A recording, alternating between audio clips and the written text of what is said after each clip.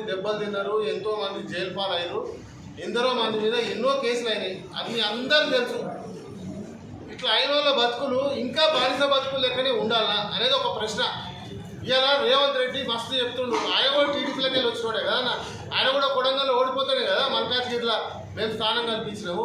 మేమందరం కూడా రేవంత్ రెడ్డి ఏదో పార్టీకి వెళ్ళి వచ్చి నేను ఓడగొట్టుంటే ఇవాళ ఎక్కడ రేవంత్ రెడ్డి, ఎక్కడ పిసిసి ప్రెసిడెంట్, ఎక్కడ ముఖ్యమంత్రి? సో ఇవాళ అహంకారంతో ఇవాళ రేవంత్ రెడ్డి కళ్ళు కనిపిస్తలేవు. మన తన లేకుండా అందరినీ కోసుకుంటా పోయిను. ఇవాళ మీరు అందరూ చూసినట్టయితే రేవంత్ రెడ్డికి ఎవరైతే సన్నిహితులు వాళ్ళందరూ బతుకులు ఆగం చేసిండు, అందరు పత్తాలు పోసి పడేసిండు. సో రేపు రానున్న రోజులలోనన్నా కనీసం ఇంకా నెక్స్ట్ జనరేషన్ అన్నా లాస్ కావద్దంటే వాళ్ళకి మనం కనువిప్పు కల్పించాలి. సో మేమేం లాస్ అయినామని మేము చెప్తున్నాం. ఇవాళ రేవంత్ రెడ్డిని నమ్ముకొని మా బతుకులు ఏమైనాయని చెప్తున్నా. ఇప్పుడు వద్దురా నాయన రేవంత్ రెడ్డి సావాసం అనేది ఇవాళ మా నినాదం.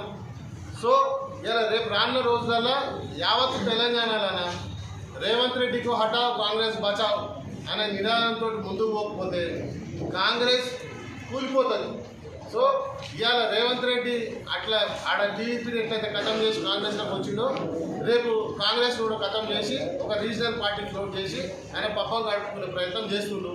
సో దీన్ని అడ్డుకట్టుకోవాలి, దీనికి అడ్డకట్టేయాలని అధిష్టానాన్ని కోరనీకి అధిష్టానం దగ్గరికి మేము పోవాలంటే మాకు యాక్సెస్ దొరకలేదు. కాబట్టి ఈ మాధ్యమం ద్వారానైనా కనీసం అధికార మా నాయకత్వానికి ఢిల్లీలో మా రాహుల్ గాంధీ గారికి, సోనియమ్మకి తెలియపరచాలని ఈ మీడియా సమావేశం పెట్టడం జరిగింది. హార్ట్ అటాక్ వచ్చింది. నాకిక్కడ 3 స్టంట్లు ఉన్నాయి.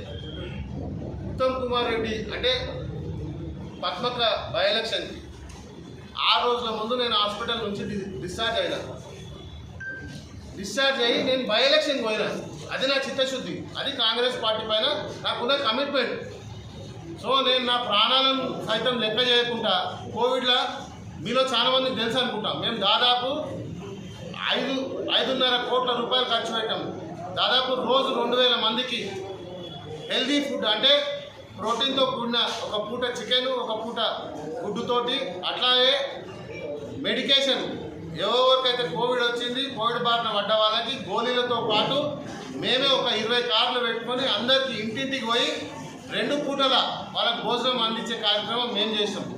ఇవన్నీ సోమశేఖర్ రెడ్డి బ్రాండ్ మీద చేసుకోలే అన్న, రాహుల్ గాంధీ పేరు పైన కాంగ్రెస్ పార్టీ పేరు పైన చేసిండు.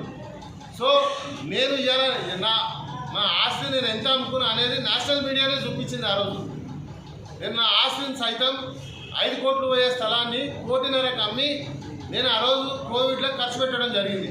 నేను నా పార్టీ లైవ్లోకి రావాలని నేను ప్రయత్నం చేసిన తప్ప సోమశేఖర్ రెడ్డి ఏదో పైకి పోవాలనేది కాదు. నా పార్టీ పైన ఉంటే నేను ఆటోమేటిక్గా పైకి పోతా అనేది నా ఉద్దేశం.